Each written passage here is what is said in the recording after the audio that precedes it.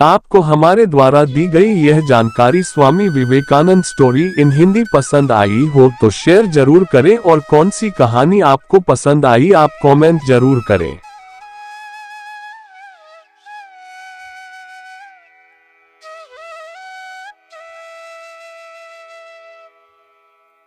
नानी का घर स्वामी विवेकानंद स्टोरी इन हिंदी। नरेंद्र का शरीर इतना हृष्ट पुष्ट था कि वे 16 वर्ष की आयु में 20 वर्ष के लगते थे। इसका कारण था नियमित रूप से व्यायाम करना। वे कुश्ती का भी अभ्यास करते थे। शिमला मोहल्ला में कार्नवालिस स्ट्रीट के निकट एक अखाड़ा था, जिनकी स्थापना हिंदू मेले के प्रवर्तक नवगोपाल मित्र ने की थी। वहीं नरेंद्र अपने मित्रों के साथ व्यायाम करते थे। सर्वप्रथम मुक्केबाजी में उन्होंने चांदी की तिली पुरस्कार के रूप में जीती थी। उस दौर में वे क्रिकेट के भी अच्छे खिलाड़ी थे। इसके अतिरिक्त उन्हें घुड़सवारी का भी शौक था। उनके इस शौक को पूरा करने के लिए विश्वनाथ जी ने उन्हें एक घोड़ा खरीद कर दिया था। नरेंद्र की संगीत में विशेष रुचि थी। उनके संगीत शिक्षक उस्ताद बनी और उस्ताद काई घोषाल थे। पखावज और तबला बजाना उन्होंने अपने इन्हीं उस्तादों से सीखा। उनमें एक अच्छे वक्ता के गुण भी मौजूद थे। जब मेट्रोपॉलिटन इंस्टीट्यूट के एक शिक्षक अवकाश ग्रहण करने वाले थे, तब स्कूल के वार्षिक पुरस्कार वितरण समारोह वाले दिन ही नरेंद्र ने उनके अभिनंदन समारोह का आयोजन किया।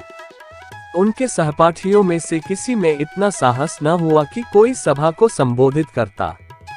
उस समय नरेंद्र ने आधे घंटे तक अपने शिक्षक के गुणों की व्याख्या की और उनके विछोह से उत्पन्न दुख का भी वर्णन किया। उनकी मधुर व तर्कसंगत वाणी ने सभी को अपने आकर्षण में बांध लिया था। मैट्रिक पास करने के बाद नरेंद्र ने जनरल असेंबली कॉलेज में प्रवेश लिया और F.A. की पढ़ाई करने लगे। उस समय उनकी आयु 18 वर्ष थी। उनकी तीव्र बुद्धि तथा आकर्षक व्यक्तित्व ने अन्य छात्रों को ही नहीं, बल्कि अध्यापकों को भी आकर्षित किया। जल्द ही वहां उनके कई मित्र बन गए। कॉलेज में उनके विषय में उनके एक मित्र प्रियनाथ सिंह ने अपने संस्मरण में लिखा था, नरेंद्र छेदो तालाब के निकट जनरल असेंबली कॉलेज में पढ़ते हैं। उन्होंने F.A. वहीं से पास किया।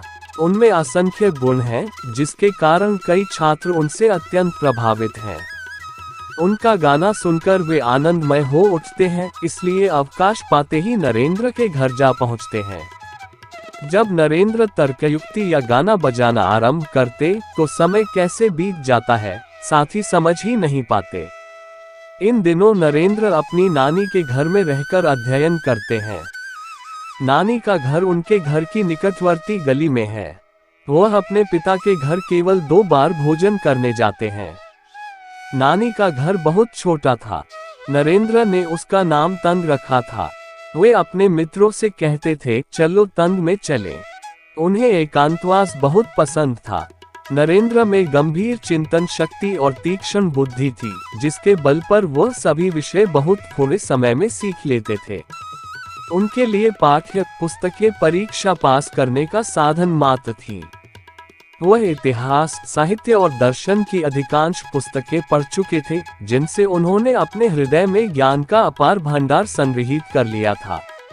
ये कहानी मुकेश नंदन की पुस्तक स्वामी विवेकानंद के जीवन की कहानियां से ली गई है।